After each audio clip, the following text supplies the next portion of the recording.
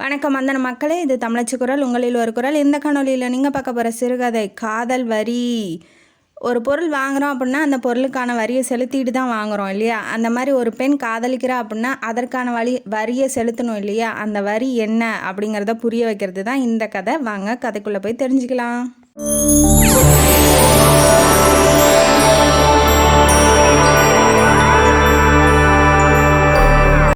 இந்த கதையோட ஆரம்பத்தில் ஹீரோயினை இன்ட்ரடியூஸ் பண்ணுறாங்க. ஹீரோயினி பேர் புவனேஸ்வரி. அவங்க ஒரு மிடில் கிளாஸு. அவங்க அப்பா ரொம்ப கஷ்டப்பட்டு தான் படிக்க வச்சுருக்காரு. ஏன்னா இவ இப்போ படிச்சுட்டு சென்ட்ரல் கவர்மெண்ட் ஜாபுக்கு போகிறா. அந்த வரி கணக்கெல்லாம் சரி பார்ப்பாங்க இல்லையா? என்னென்ன வரி செலுத்தியிருக்கோம் அப்படிங்கிறத செக் பண்ணுவாங்க இல்லையா? அந்த மாதிரி ஒரு டிபார்ட்மெண்ட்டில் தான் இப்போ இவளுக்கு வேலை கிடச்சிருக்கு. பெண் ஒருத்தி வேலைக்கு போனால் அந்த வேலை செய்கிற தவளை என்னெல்லாம் நடக்குது அப்படிங்கிறத ரொம்ப டீட்டெயில்டாக சொல்லியிருப்பாங்க. இப்போ வீட்டில் அவங்க அப்பாவுக்கு ஒரே பொண்ணு. அவங்களுக்கு 2 பசங்க இருக்காங்க. அதாவது புவனேஸ்வரியோட தம்பிங்க 2 பேர் இருக்காங்க. அவங்களும் காலேஜ் படிச்சுட்டு இருக்காங்க. இவர் பணத்தில் காலேஜெலாம் படிக்க வைக்கல. இவர் என்ன பண்ணியிருக்காரு அப்படின்னா, ஒரு தொண்டு நிறுவனம் இப்படி கஷ்டப்படுறவங்களுக்கெல்லாம் படிக்க வைப்பாங்க இல்லையா? அந்த மாதிரி ஒரு நிறுவனத்தில் போய் இவர் பேசி சமாதானப்படுத்தி, இவங்களை நான் இவ்வளோதான் சம்பாதிக்கிறேன், எனக்கு மாத சம்பளம் இந்த மாதிரி இஎம்ஐ கட்டவே சரியாக இருக்குது, அதனால் என் பசங்களை எப்படியாவது படிக்க வைங்க அப்படின்னு சொல்லி படிக்க வச்சிட்ருக்காரு. அந்த அவங்க 2 பேர்த்துக்கு வாங்குற கணக்கோட இவளையும் சேர்த்து படிக்க வச்சுருக்காரு. இந்த மாதிரி சிக்கனமாக எப்படி வாழலாம் வாழ்க்கையில் அப்படிங்கிறத வாழ்ந்துட்டுருக்காங்க அவங்க அப்பா அம்மா. சின்ன வயசுலேருந்தே எந்த வேலையும் செய்ய விட மாட்டாங்க அவங்க அம்மா அப்படியே அதட்டி செய்ய விட்டால் கூட அவங்க அப்பா செய்ய விட மாட்டார். போகிற இடத்துல வேலை செய்ய தானே போகிறா, இப்பயே வேலை வைக்கிற பெண் எங்கேயும் இருந்துட்டு போகிறா நல்லபடியா அப்படின்னு நினைக்கிற டைப்பு அவர். ஏன்னா இப்போ அவளுக்கு கல்யாண வயசு வந்துடுச்சு. அவளுக்கு சமைக்கவோ இல்லை எந்த வீட்டு வேலையுமே செய்ய தெரியாது. தம்பிங்களும் அப்படி தான், எங்கேயும் வெளியிலையும் விட மாட்டாங்க. ரொம்ப ப்ரொடக்டிவான அம்மா அப்பா. ஒரு மிடில் கிளாஸ் எப்படி இருக்குமோ அந்த மாதிரி இருக்கிறாங்க. இப்போ முறையாக ஜாபுக்கு போகிற இடத்துல சீனியர் ஒருத்தர் உக்காந்துட்டுருக்காப்புல கிரிக்கெட் கமெண்ட்ரி கேட்டுக்கிட்டு போய் நிற்கிறா. சாருங்கிறா. என்னாச்சு? அவன் கவாஸ்கர் என்ன பண்ணிட்டான், அவுட் ஆகி வெளியில் போகிறான். அவர் டென்ஷன் ஆகிட்டார். நீ வந்த நேரம் அவன் அவுட் ஆகி வெளியில் போகிறான், போய் அந்த பக்கம் போய் நில்லுமா அப்படிங்கிறாங்க. இந்த பக்கம் 2-3 பேர் பேசிகிட்டு இருக்காங்க. இப்போ முறையாக ஆஃபீஸ்க்குள்ளே நுழையிறா இல்லையா? அந்த அந்த அந்த சூழ்நிலையை ரொம்ப அந்த சுச்சுவேஷனை அப்சர்வ் பண்ணிகிட்ருக்கா. அப்புறம் ஒரு 6 அடித்தோடனே கூப்பிட்டு பேசுகிறாப்புல. இந்த மாதிரி எனக்கு கிரிக்கெட்னால் ரொம்ப பிடிக்கும். அவர் பேர் விஸ்வநாதன். அவர் கிரிக்கெட்டை ரொம்ப பார்ப்பாப்புல விரும்பி. அதனால் அதை பற்றி கேள்வி கேட்குறாரு. உனக்கு கிரிக்கெட் பிடிக்குமா? உனக்கு யாரை பிடிக்கும், எந்த பிளேயரை பிடிக்குன்னு கேட்குறாப்புல. எனக்கு கிரிக்கெட் அவ்வளோவா நான் பார்க்க மாட்டேன் சாருங்கவும், என்னடி பொண்ணு நீ அப்படின்னு டி போட்டு பேசுகிறாரு. முதல்ல ஆரம்பித்தோடனே டி போட்டு பேசுகிறாரு. அது அவளுக்கு கொஞ்சம் சங்கட்டமாக இருக்குது. ஏன்னா அவங்க வீட்லேயே யாரும் அவளை அப்படி பேசினது இல்லை. இப்போ அவள் எதுவும் நாளுங்கிறதுனால என்ன ரியாக்ட் பண்ணும் அப்படிங்கிறது அவளுக்கு தெரியல.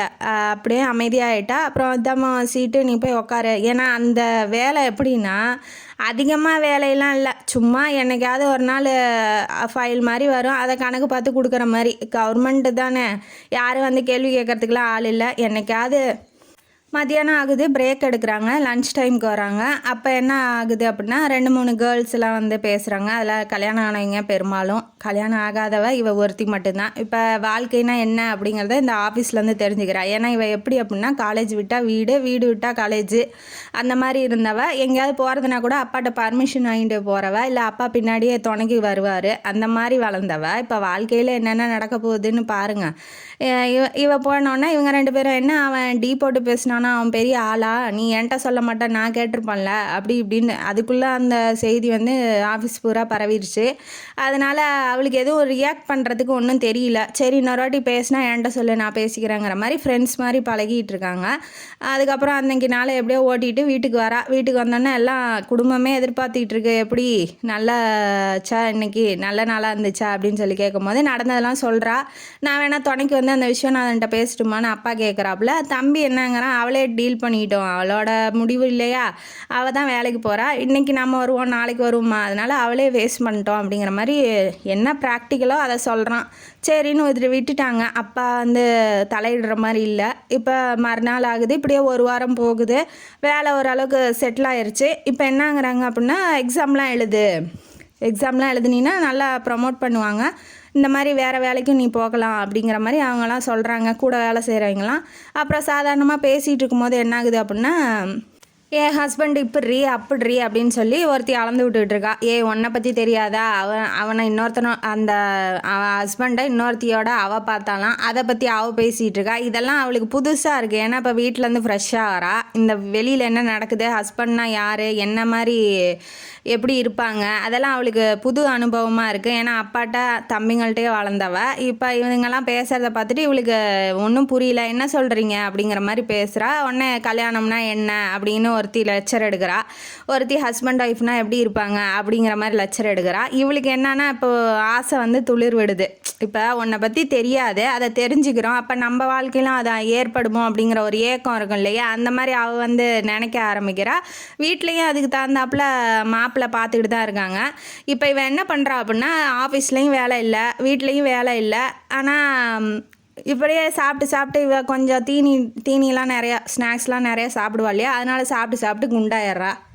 இப்படியே ஒரு வருஷம் ஓடுது. அந்த ஆஃபீஸில் ஃப்ரெண்ட்ஸுங்கள்ட்டெல்லாம் நல்லா ஜாலியாக பேச ஆரம்பிக்கிறா. இப்போல்லாம் வெளியில் தனியாக போக பழகிறா. என்ன தனக்கு வேணுமோ அதை வாங்கிட்டு தான் மீதி சம்பளத்தையே வீட்டுக்கு கொடுக்குறா. இப்போ என்ன வெளி நடப்பு, என்ன வாழ்க்கைனா என்ன அப்படிங்கிறத கொஞ்சம் கொஞ்சமாக அந்த ஃப்ரெண்ட்ஸுங்க மூலமாக புரிஞ்சுக்க ஆரம்பிக்கிறா. இவள் கொஞ்சம் குண்டாக இருக்கா இல்லையா, அதனால் அவங்க அம்மா என்ன சொல்கிறாங்க அப்படின்னா, கொஞ்சமாக சாப்பிடு, நிறையா சாப்பிடாத, ஏற்கனவே உப்பி போய் கிடக்குற அப்படின்னு சொல்கிறாங்க. ஒருத்தரோட உடல்நிலையை பற்றி பேசும்போது அவங்களுக்கு டென்ஷன் அப்படி தான் இருப்பாங்க. ஆனால் அதை நாம் சொல்லக்கூடாது. அப்படி சொல்லும் போது அவளுக்கு டென்ஷன் ஆயிடுறா. கத்துறா, ஏன் நான் குண்டா இருக்கேன்னு நீ ஏன் அப்படி சொல்லலாம் அப்படின்னு சொல்லி அம்மாட்ட சண்டை போடுறா. சாப்பிட்டுட்டு இந்த தட்டை தூக்கி அடிக்கிறா ஹாலுக்கு. எந்த அளவுக்கு 8th கூட பேசாத பொண்ணு எந்த அளவுக்கு வேலைக்கு போகவும் அந்த ஃப்ரெண்ட்ஸுங்க கூடலாம் சேரவும் எப்படி ஆயிட்டா பாருங்க. அதுக்கப்புறம் என்ன ஆகுது, தான் குண்டா இருக்கமோ அப்படிங்கிற மாதிரியே அழுதுகிட்டே போய் படுத்துட்றா. ஆனால் ஆக்சுவலி அவள் குண்டாக தான் இருக்கா, உடம்பை இளைக்கணும் அப்படின்னு சொல்லி அவங்க அம்மா நல்லா அக்கறையோடு தான் சொல்லியிருப்பாங்க. ஆனால் இவ கொஞ்சம் தப்பாக எடுத்துக்கிட்டா. அப்புறம் இன்னும் ஒரு தடவை மாப்பிள்ளை பார்க்க வரும்போது எல்லாமே ஓகே தான், ஆனால் பொண்ணு குண்டாக இருக்குது, அதனால் எங்களுக்கு வேண்டாம் அப்படிங்கிற மாதிரி சொல்கிறாங்க. இல்லை பொண்ணு குண்டாக இருக்குது, ஒரு 100 பவுன் எக்ஸ்ட்ரா போடுங்க அந்த மாதிரி சொல்லி விட்டுறாங்க. அதனாலே ரொம்ப வெக்ஸாயிட்டா, நமக்கு கல்யாணமாக அதெல்லாம் நடக்காத காரியம் அப்படிங்கிற மாதிரி நினச்சிக்கிட்டு இருக்கிறா. ஆஃபீஸுக்கு போகிறா. இப்போ பொண்ணு பார்க்க வராங்கன்னு சொல்லி எல்லாத்துக்கும் தெரிஞ்சிருக்கும் இல்லையா, என்ன சொன்னாங்க ஏது சொன்னாங்க அப்படிங்கிற மாதிரி. என்ன சொன்னாங்க, ஓகேன்ட்டாங்களா, மாப்பிள்ளை ஓகேன்னு சொல்லிட்டானா அப்படிங்கிற மாதிரி விசாரிக்கிறாங்க. இல்லை நான் குண்டா இருக்குன்னு சொல்லிட்டாங்க அப்படிங்கன்னு ஃப்ரெண்ட்ஸுங்கள்ட்ட சொல்லிகிட்டு இருக்கா. உடனே ஃப்ரெண்டில் ஒருத்தி என்ன சொல்கிறா, ஆமாம் நீ சுடிதார் போட்டு போக வேண்டியதானே, எதுக்கு சாரி கட்டுற, குண்டா தெரிவியே அப்படின்னு சொல்லி ஒருத்தி சஜஸ்ட் பண்ணுறா. இல்லை இந்த கல்யாணமே எனக்கு வேணாம், இவன் என்ன விரக்தியில் பேசுகிறா, யார் நம்ம ஹீரோயினி புவனேஸ்வரி, எனக்கு கல்யாணமே வேணாம், கல்யாணம் பண்ணி நான் என் வாழ்க்கையில் போய் தேவையில்லாமல் குழியில் விழுகணும், எனக்கு இந்த மாதிரி கல்யாண வாழ்க்கையே வேணான்னு சொல்லும் போது பாதி பேர் எந்திரிச்சு போயிடுறாங்க. ஏன்னா அதுங்கெல்லாம் கல்யாணம் ஆனதுங்க.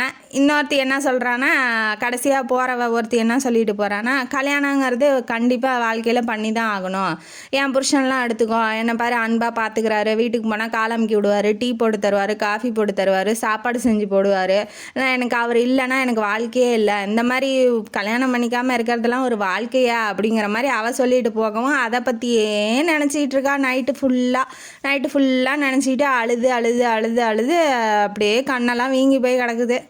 அதனால் என்ன பண்ணுறா, ஒரு முடிவு பண்ணுறா, சரி நம்ம உடம்ப குறைச்சே ஆகணும், நம்ம ஒல்லி ஆகணும், ஸ்லிம்மாக 0 சைஸுக்கு ஆகணும் அப்படின்னு சொல்லி ஒரு முடிவு பண்ணுறா.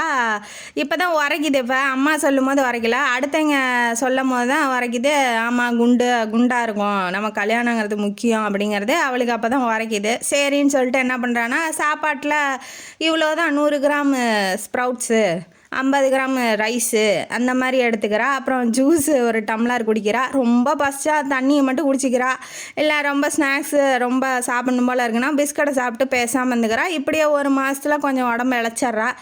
எல்லோரும் பாராட்டுறாங்க, பரவாயில்ல புவனா, இவ்வளோ இழைச்சிட்டியா, சூப்பர், இனிமேட்டுக்கு மாப்பிள்ளை க்யூவில் வரும் பாரு அப்படின்னு சொல்லி உசுப்பேற்றி விட்றாளுங்க.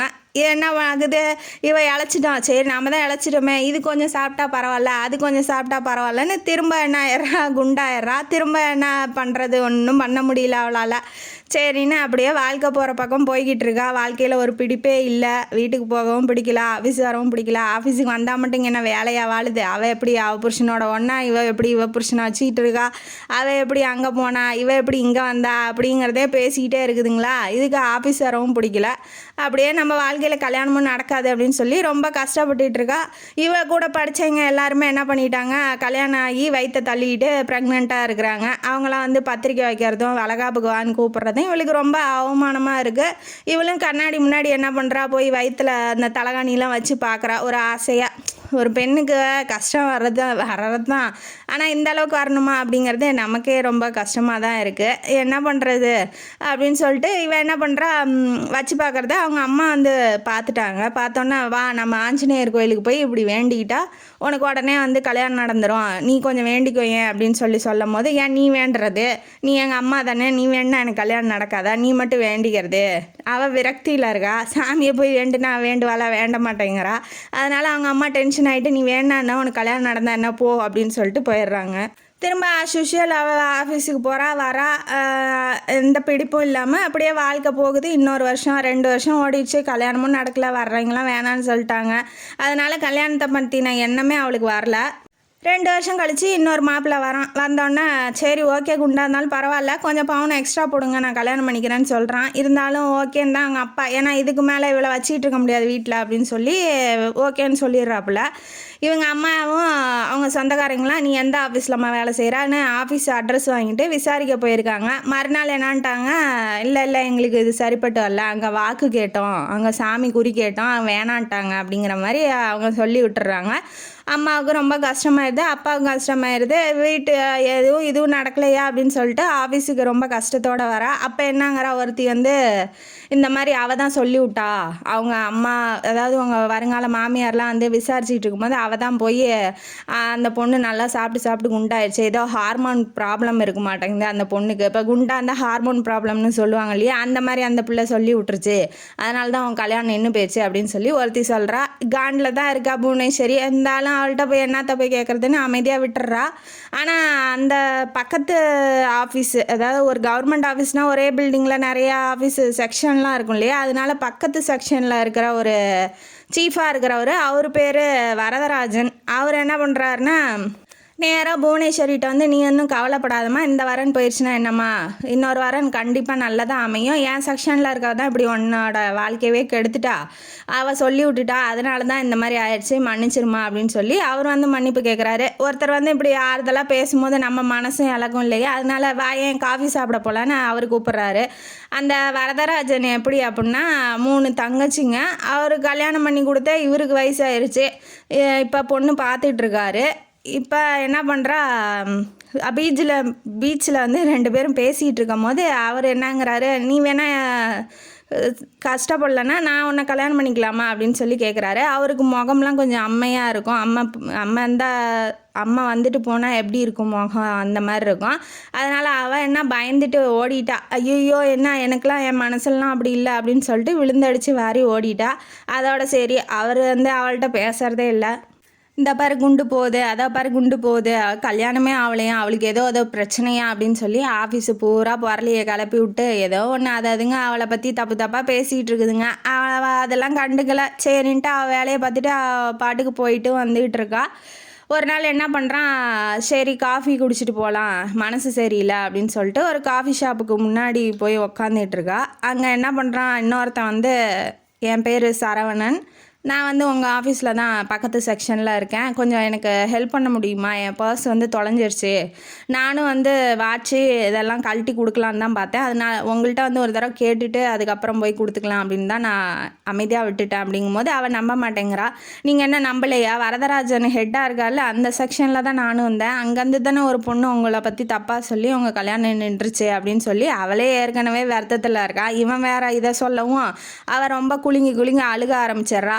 ஐயோ நான் உங்களை தப்பாக நினைக்காதீங்க, நான் உங்களுக்கு தெரியணுங்கிறதுக்காக அப்படி சொன்னேன்னு ஒழிஞ்சு உங்கள் மனசெல்லாம் கஷ்டப்படுத்துகிற மாதிரி நான் சொல்லலை அப்படின்னு சொல்லிட்டு கர்ச்சீஃபை எடுத்து கொடுக்குறான். கொடுத்தோன்னே சரின்னு அவளும் தொடச்சிட்டு இருந்தாங்கன்னு 50 ரூபாய் கொடுக்குறா. கொடுத்தோன்னே நானே வச்சுக்கிறேன், மீதி அடுத்த நாள் பார்க்கும்போது நான் உங்கள்கிட்ட கொடுத்துட்றேன் 50 ரூபாய் அப்படின்னு சொல்ல, இல்லைங்க வேணான்னு சொல்லிட்டு இவங்க 2 பேரும் இப்போ ஓரளவுக்கு பேசிக்கிறாங்க, சரவணனும் இவரும். சரவணன் எப்படி அப்படின்னா, அவங்க அண்ணன் அக்கா எல்லாம் ஃபாரினில் செட்டில் ஆகிட்டாங்க. இவனும் ஒரு பெரிய பிஸ்னஸ் பண்ணோம், அந்த பிஸ்னஸில் முதலீடு பண்ணி பெரிய லாபம் சம்பாதிக்கணும், பெரிய ஆளாக ஆகணும் அப்படிங்கிறது ஆசை. ஒரு மாத சம்பளத்துக்கு ஒரு கம்பெனியில் போய் வேலை செய்கிறதுங்கிறது அவனுக்கு பிடிக்கல. கவர்மெண்ட் ஜாபாக இருந்தாலுமே நான் என் பிஸ்னஸை நல்லா டெவலப் பண்ணிட்டேன்னா நான் ரிசைன் பண்ணிட்டு போயிடுவேன் அப்படிங்கிற மாதிரி அவன் சொல்லிக்கிட்டு இருக்கான். உடனே வெளியில் வந்துட்டு நீங்கள் வெயிட் பண்ணுங்கள், நான் உங்களை ட்ராப் பண்ணிடுறேன் அப்படின்னு சொல்லி சரவணன் சொல்கிறான். கார்கிட்ட போகிறான். போனோன்னா நீங்கள் கார் வச்சுருக்கீங்களா அப்படின்னு சொல்லி கேட்கவும் அவன் சிரிக்கிறான். என்னம்மா சம்பளத்துக்கு வேலை செஞ்சுட்டு இருக்கேன், எனக்கு போய் காரு அந்தாண்டா இருக்குமா வண்டி, அதை எடுக்க போகிறோம்மா அப்படின்னு சொல்லிட்டு இவன் போய் வண்டி எடுத்துகிட்டு வரான். வந்தோடனே இந்த வண்டியில் யாராவது எதாவது பார்த்தா என்ன நினைப்பு, தப்பாக நினைக்க மாட்டாங்களா அப்படின்னு சொல்லி இவ கேட்குறா. நீங்கள் ஏறுறதுக்கு இந்த வண்டி தாங்க பாக்கியம் பண்ணியிருக்கணும், என்ன விக்ரமா என்ன இப்படி சொல்கிறாங்க அப்படின்னு சொல்லி அவன் வண்டி பேர் விக்ரமா. அதை அவன் சொல்லிகிட்டு இருக்கான். சரி ஓகே, இவன் இப்படி ஜோவியெல்லாம் பேசுறது அவளுக்கு ரொம்ப பிடிச்சிருக்கு. சரின்ட்டு பைக்கில் ஏறி உக்காந்துக்கிறா. உக்காந்தோடனே மறுநாள் என்ன பண்ணுறான், அதே டைமுக்கு நிற்கிறான். சரி ட்ரா பண்ணிடலாம் அப்படிங்கிற மாதிரி இவ போய் ஏறுறதுக்கு தயக்கப்படுறா. உடனே அவன் என்ன சொல்கிறான்னா, இந்த மாதிரி விக்ரமன் சொன்ன பேச்சு கேட்க மாட்டேங்கிறான், அவங்கள ட்ரா பண்ணியே ஆகணும்னு அடம் பிடிக்கிறான், நீங்கள் வேணால் 2 திட்டுங்களேன் அப்படிங்கும்போது அவன் என்ன சொல்கிறான்னா, உனக்கு வெக்கமான சூடு சொரணையே இல்லையா, எதுக்கு வர அப்படின்னு சொல்லி கேட்கும்போது இது அவனை திட்டின மாதிரி இல்லை என்ன திட்டுற மாதிரி இருக்கே அப்படின்னு சொல்லி அவன் சொல்கிறான். உடனே அவள் சிரிச்சர்றா, ஊன்னு காமெடி நடந்த மாதிரி. உடனே 2 பேரும் கலகலன்னு பேசிக்கிறாங்க. ஓரளவுக்கு சரவணனை அவளுக்கு பிடிச்சிருக்கு. தன்னோட ஹீரோ எப்படி இருப்பான், இப்படி இருப்பான், அப்படி இருப்பான்னு சொல்லி இவ கற்பனை பண்ணி வச்சிருக்கா இல்லையா, அதுக்கு ஓரளவுக்கு செட் ஆகிறான். அதே மாதிரியே அவளும் கற்பனையில் மூழ்கிடுறா. சரி நம்ம காதலிக்கலாமா, நம்ம கல்யாணம் பண்ணிக்கலாமா, இவன் ஓகேன்னு சொல்லுவானா, எது பார்த்து 2 நாள் தான் ஆச்சு, அதுக்குள்ளே பேசி தான் இருக்கா. அதுக்குள்ளே இவன் என்னென்ன கற்பனைக்கு இமேஜினேஷனுக்கு போகிறா பாருங்க. அதெல்லாம் இமேஜின் பண்ணிவிட்டு விடிய விடிய தூங்கவே இல்லை. மறுநாள் ஆஃபீஸில் உட்காந்துட்டு இருக்கும்போது ஃபோன் பண்ணுறான். யார், பக்கத்து செக்ஷன்லேருந்து ஃபோன் பண்ணுறான். சரவணன் புவனேஸ்வரிக்கு ஃபோனை எடுத்த உடனே சினிமாவுக்கு போகலாமா அப்படின்னு சொல்லி கேட்குறான். எது 3ஆவது நாள் சினிமாவுக்கு போகலாமான்னு கேட்குறான். அவளும் வந்துக்கிட்டு சரி ஓகே அப்படின்னு சொல்லிட்டு இவளுக்கு பிடிச்சிருக்கு இல்லையா, அதனால் இவளும் ஓகேன்னு சொல்லிடுறா. தேட்டரில் போய் உக்காந்தோன்னே ஆளே இல்லாத தேட்ரு. அங்கே ஒரு பக்கமாக ஓரமாக போய் 2 பேரும் குத்த வச்சு உக்காந்துக்கிட்டு பேசிக்கிட்டு இவன் கொஞ்சம் கொஞ்சமாக அந்த பிள்ளை கையை பிடிக்கவும் காலை பிடிக்கவும் அந்த மாதிரி இவன் கொஞ்சம் கொஞ்சமாக பேச ஆரம்பிக்கிறான். பேச ஆரம்பித்தோன்னே 2 பேரும் ஒருத்தருக்கு ஒருத்தர் பிடிச்சிருக்கு. நான் இப்போ என்ன தைரியத்தில் என் கையை பிடிச்சிங்க அப்படிங்கும்போது நீ என் பொண்டாட்டி அப்படின்னு சொல்லிடுறான். ஓ அப்படியா அப்படின்னு சொல்லிட்டு அவளுக்கு ரொம்ப பிடிச்சி போயிருக்கு இல்லையா, லவ் பண்ணுறா. சரி நம்ம இப்படி தான் அப்படின்னு தெரிஞ்சு லவ் பண்ணுறான். நம்ம குண்டாக இருக்கோம், நீ ஒல்லியாவு, நீ 0 சைஸில் வந்தால் தான் நான் கல்யாணம் பண்ணிக்குவேன், அந்த மாதிரி எந்த விதமான ஸ்ட்ரிக்டாக எதுவும் ரூல்ஸ் எல்லாம் போடல. அவள் எப்படி இருக்காளோ அப்படி அவன் விரும்புகிறான் இல்லையா, அதனால் அவளுக்கும் ரொம்ப பிடிச்சிருக்கு சரவணனை. ஒருத்தருக்கு ஒருத்தர் காதலிச்சுட்டு காதலர்களுக்குள்ளே என்னென்ன நடக்குமோ, கிஸ் பண்ணுறது, ஹக் பண்ணுறது, அந்த மாதிரி எல்லாருமே பண்ணிக்கிறாங்க. இப்போ என்ன ஆகுது, ஒரு 3 மாதம் கழித்து இவன் என்ன சொல்கிறான் அப்படின்னா, நான் இந்த மாதிரி பிஸ்னஸ் பண்ணுறதுக்காக வெளியூர் போகிறேன், எனக்கு தேவையான பணம்லாம் கொடுத்துட்டாங்க, ஒரு பிஸ்னஸ் ப்ராஜெக்ட் ஒப்படைச்சேன், அவர் என்னை நம்பி பணம் போடுறேன்னு சொல்லிட்டாரு, அதனால் நான் பிஸ்னஸ் தொடங்க போகிறேன், தொடங்கினதுக்கப்புறம் உங்கள் வீட்டில் நீ சொல்லிக்கோ, நம்ம 2 பேரும் லவ் பண்ணுறோம் அப்படிங்கிறத இப்போதைக்கு எதுவும் சொல்லாத அப்படின்னு சொல்லி வைக்கிறான். சரி ஓகே, இப்போ லவ்வர் சொல்கிறான், அவளும் கேட்பா இல்லையா, அதனால் அவளும் கேட்டுக்கிறா. வீட்டில் போய் மாப்பிள்ளை எப்போதும் பார்க்குறாங்க. இவன் எனக்கெலாம் என் மாப்பிள்ளையே வேணாம், ஏன்னா மாப்பிள்ளை தான் அவளே ரெடி பண்ணிக்கிட்டா இல்லையா, அதனால் வேண்டான்னு சொல்லி தட்டி கழிக்கிறா. அவங்களுக்கு ஒன்றும் புரியல. சரி வேறு யாரையாவது மனசில் நினச்சிட்டு இருக்காளோ என்னமோ, சரி கல்யாணம் நடந்தால் போகுதுன்னு அவங்களுக்கு இருக்குது. இந்த பக்கம் என்ன ஆகுது அப்படின்னா, 3 மாதம் கழித்து காலும் வரல, இவன் எங்கே இருக்கான் எப்படி இருக்கான் அப்படிங்கிறது ஒன்றுமே தெரியல. ஃபோன் பண்ணுறா, பக்கத்தில் ஃப்ரெண்ட்ஸுங்கள்ட்டெல்லாம் விசாரிக்கிறா, எந்த விதமான மெசேஜும் வரல. அப்புறம் ஒரு 3-4 மாதம் கழித்து அவனே உன்கிட்ட பேசணும் அப்படின்னு சொல்லிட்டு ஆஃபீஸில் சொல்கிறான். சரின்ட்டு 2 பேரும் பீச் பக்கமாக போய் உக்காடுறாங்க. உட்காந்தோன்னே அவன் என்ன சொல்கிறான்னா, இந்த மாதிரி எனக்கு லாஸ் ஆயிடுச்சு, 15 லட்சம் லாஸ் ஆயிடுச்சு, இப்போ நான் அந்த லாஸை ஈடு கட்டணும், எனக்கு பணம் தேவை, அதனால் கனடாவுக்கு போனேன், எங்கள் அண்ணனோட அவங்க அண்ணன் அக்காலாம் ஃபாரினில் தானே இருக்காங்க, அதனால் அவங்களுக்கு தெரிஞ்ச ஃப்ரெண்டுக்கிட்டேருந்து எனக்கு வாங்கி கொடுத்தாங்க, அந்த ஃப்ரெண்டோட தங்கச்சி நானும் ஒருத்தருக்கு ஒருத்தர் காதலிக்கிறோம், எல்லாமே முடிஞ்சிடுச்சு எங்களுக்குள்ள, அதனால் நான் இப்போதைக்கு உன்னை கல்யாணம் பண்ணிக்க முடியாது, என்னை மறந்துடு, சிம்பிளாக சொல்லிட்டு போயிட்டான். இவன் கடவுளில் காதலை கொடுத்துருக்காரு, எனக்கு எப்படி ராஜகுமாரன் மாதிரி இருந்தானோ அப்படியே இருந்தான், என் வாழ்க்கை எப்படியோ ஆக போகுது, நாங்கள் 2 பேரும் இப்படி இருப்போம் அப்படி இருப்போம் அப்படின்னு சொல்லிட்டு கனவு உலகத்திலே மிதந்தவ அப்படியே அந்த கோட்டை தரமட்டமாக சுக்குநூறாக ஆச்சுன்னா எப்படி இருக்கும். அவளுக்கு எதுவுமே பேசவே முடியல, துக்கம் தொண்டையை அடைச்சிருச்சு. இவன் பாட்டுக்கு சொல்லிட்டு கிளம்பிட்டு போயிட்டே இருக்கான், நாளைக்கு கல்யாணம் வந்துரு அப்படின்னு சொல்லிட்டு. அவளுக்கு என்ன பேசணும் என்ன பேசக்கூடாதுன்னு ஒன்றுமே புரியல. வீட்டுக்கு போகிறா, வீட்டுக்கு போனோன்னா எல்லாரும் கேட்குறாங்க என்னாச்சுன்னொன்னே ரூமில் படுத்து அவள் அழுகிறா. வேறு என்ன பண்ண முடியும், அவள் காதலிச்சா, அவன் வந்து வேண்டான்ட்டு சிம்பிளாக சொல்லிட்டு போயிட்டான் இல்லையா. எல்லாத்துக்கும் பத்திரிக்கை அனுப்பிச்சி விட்ருக்கான், இவளுக்கு மட்டும் இல்லை. இப்போ ஃபங்க்ஷனில் என்னென்ன நடந்துச்சு அப்படிங்கிறத எப்போதும் போல் வயிற்றுச்சலை கொட்டிக்கிறதுக்கு தான் 4 பேர் ஆஃபீஸில் இருப்பாங்க இல்லையா. அதனால் இவள்கிட்ட வந்து சொல்லிகிட்டு இருக்காங்க. ஏன்னா இவங்க 2 பேரும் பழகிறது பேசுறது எல்லாமே ஆஃபீஸு ஃபுல்லாகவே தெரிஞ்சிருக்கும். இப்போ இவளை விட்டுட்டு வேற ஒருத்தையும் கல்யாணம் பண்ணிக்கிறான்னா அவளை வெறுப்பேற்றி விடணும்ல. அதில் சில பேர் குளிர் காய்வாங்கல்ல, அந்த மாதிரி 4 பேர் வந்து சொல்கிறாங்க. அவன் நல்லாவே இல்லடி, இப்படி இருக்காடி, அவள் உன் கால் தூசுக்கு கூட வரமாட்டாடி, அவளை போய் எப்படி அவன் கல்யாணம் பண்ணிக்கிட்டான், கருமா, அவனெல்லாம் விட்டுடி, வேற ஒருத்தன் உனக்கு தகுந்த மாதிரி ஒருத்தன் வருவான்டி. ஆனால் இவர் வரதராஜன் சொன்னார், அப்படியே மூஞ்சில் அடித்த மாதிரி பேசினாருடி அப்படின்னு சொல்கிறாங்க. என்ன கல்யாணம் பண்ணிக்கிறியா அப்படின்னு சொல்லி கேட்டார் இல்லையா பீச்சில் ஒரு தடவை. அவரை வந்து இப்போ சொல்கிறாங்க. என்ன கேட்டிருப்பான் அப்படின்னா, ஏன்டா சுற்றுற வரைக்கும் அந்த பிள்ளைகிட்ட சுற்றி காதலிக்கிறேன்னு சொல்லி ஏமாற்றிட்டு இப்போ பணம் எவன் தந்தானோ அவன் பின்னாடி அவன் தங்கச்சியை கல்யாணம் பண்ணிக்கிட்டு அந்த பிள்ளை வாழ்க்கையை சீரழிச்சிட்ட. இதெல்லாம் ஒரு பொழப்பா, அவள் வயிற்றுச்சல் உன்னை சும்மா விடுமாடா, நீலாம் எங்கடா நல்லா வாழ போகிற அப்படின்னு சொல்லி அங்கேயே சாபம் விடுற மாதிரி. அப்பயும் அவன் வேணான்னு சொல்லியிருக்கா, இருந்தாலும் அப்படியே சாபம் விடுற மாதிரி அவர் பேசியிருக்காரு அப்படின்னு கேட்டோன்னே இவளுக்கு ரொம்ப கண்ணு தண்ணி வந்துருச்சு. ஐயோ, நமக்காக ஒருத்தர் பேசியிருக்காரு, அவரோட அன்பை புரிஞ்சிக்காமல் நம்ம வேண்டான்னு சொல்லிட்டோமே அப்படின்னு சொல்லி தனக்கு நடந்தது. இந்த மாதிரி என்ன கல்யாணம் பண்ணிக்கிறியான்னு கேட்டார், நான் தான் வேண்டான்னு சொல்லிட்டேன். அப்படிங்கும் போது முகத்தெல்லாம் பார்க்காத, அழகா பார்க்காத, மனசை பாரு, யார் நல்லா உன்னை அன்பாக வச்சுக்கிறாங்களோ அவங்கள கல்யாணம் பண்ணிக்கோ. எவ்வளோ பெரிய ஆப்பர்ச்சுனிட்டி, எவ்வளோ பெரிய ஆஃபீஸர் தெரியுமா, இன்னும் ஒரு மாதத்தில் அவருக்கு ப்ரமோஷன் கிடைக்க போது, நல்ல சம்பளம், ஏன் வேண்டான்னு சொல்லிட்டேன், நான் வேணா போய் கேட்கவா, அவள் தெரியாமல் சொல்லிட்டா அப்படின்னு சொல்லிட்டு உன்னோட லவ்வை போய் நான் சொல்லவா அப்படின்னு சொல்லி சொல்கிறாங்க. அவள் லவ் பண்ணுறேன்னே சொல்லலை, இதுங்களா ஒன்று கட்டுக்கதையை கிளப்பிக்குதுங்க. அப்புறம் ஒன்று இருந்துக்கிட்டு மறுநாள் ஆகுது. நேராக வரதராஜன் வர்றாப்புல, உன்ட்ட தனியாக பேசணுன்னு வெளியில் கூட்டிகிட்டு போகிறாப்புல. கூட்டிகிட்டு போகும்போது அவர் என்ன சொல்கிறாரு, உன் வாழ்க்கையை எதுக்கு இதுங்க கையில் ஒப்படைச்சிக்கிட்டு இருக்கா, அதாவது அங்கே இருக்குதுங்க இல்லையா 4 பெண்கள், அவங்க கையில் ஏன் ஒப்படைச்சிக்கிட்டு இருக்கா, உனக்கு தேவை, உனக்கு பிடிச்சிருக்கு, உனக்கு கல்யாணம் பண்ணுன்னா நீ தான் ஸ்டெப் எடுத்து வைக்கணுமா ஒழிஞ்சு அதுங்களுக்கிட்ட ஏன் சொல்லிகிட்டு இருக்க. நீயே ஒரு காதல்ங்கிறது உன் வாழ்க்கையில் முடிஞ்சிச்சு, நீ காதலிச்ச பாவத்துக்கு இப்போ நீ தண்டனையை தனிமையில் அனுபவிச்சுட்டு இருக்க. நீ காதலிச்சா அதுக்கான வரி என்ன அப்படின்னா உன்னோட இந்த தனிமை தான். இப்போ இதுக்காக நான் நல்லவன் இல்லை 4 பேர் சொல்கிறாங்க அப்படிங்கிறதுக்காக நீ என்னை காதலிச்சோ இல்லை கல்யாணம் பண்ணிக்கவோ வேண்டாம்.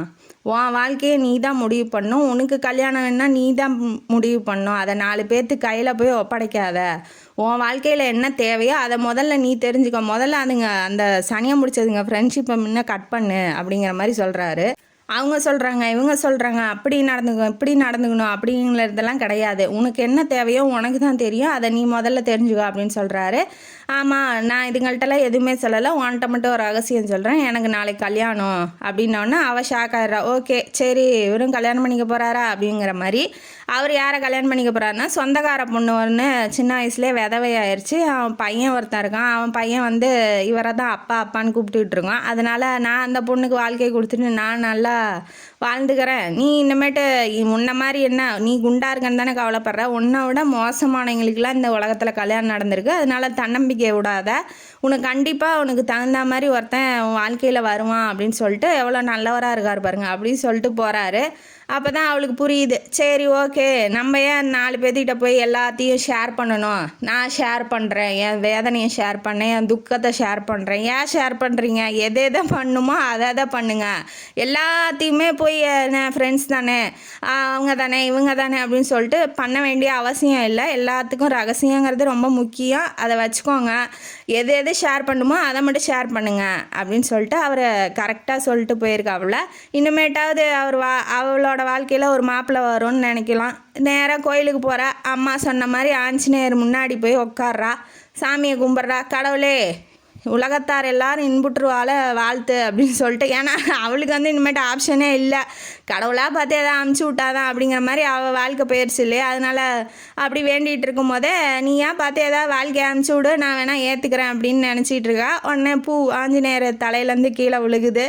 உடனே நல்ல சகுனம், எப்படி அவள் வாழ்க்கையில் நல்லபடியாக கல்யாணம் நடக்கும் அப்படின்னு நம்மளும் நம்பி இந்த கதையை முடிப்போம். இந்த கதையிலேருந்து நமக்கு என்ன தெரியுது, இந்த வருத்தப்படாத வாலிபர் சங்கத்தில் சத்யராஜுக்கு பின்னாடி 4 பேர் இருப்பாங்களே, அந்த மாதிரி 4 பேர்த்த வச்சுக்கிட்டு நாசமாக போகாதீங்க. என்னென்ன தேவையோ அதை மட்டும் ஷேர் பண்ணிவிட்டு வாழ்க்கையை ஒழுங்காக வாழுங்க. அவங்க சொல்கிறாங்க இவங்க சொல்கிறாங்கன்னு பேச்சு கேளுங்க. அது நல்லதாக இருந்தால், அறிவுரை நல்லபடியாக இருந்தால் அதை ஏற்றுக்கோங்க. தேவையில்லாமல் ஏற்றுக்கிட்டு நீ அப்படி பண்ண இப்படி பண்ணுன்னு சொல்லிட்டு உங்கள் வாழ்க்கையை நீங்கள் தான் தீர்மானம் பண்ணால், அடுத்தவங்க சொல்கிற மாதிரி பண்ணிங்கன்னா அது கொஞ்ச நாள் கூட நிலைக்காது அப்படிங்கிறது இந்த கதையோட கருத்து. இந்த கதை காணொலி உங்களுக்கு பிடிச்சிருந்தா லைக் பண்ணுங்கள், ஷேர் பண்ணுங்கள், சப்ஸ்கிரைப் பண்ணுங்கள், கமெண்ட் பாக்ஸில் கமெண்ட் பண்ணுங்கள். நன்றி மக்களே.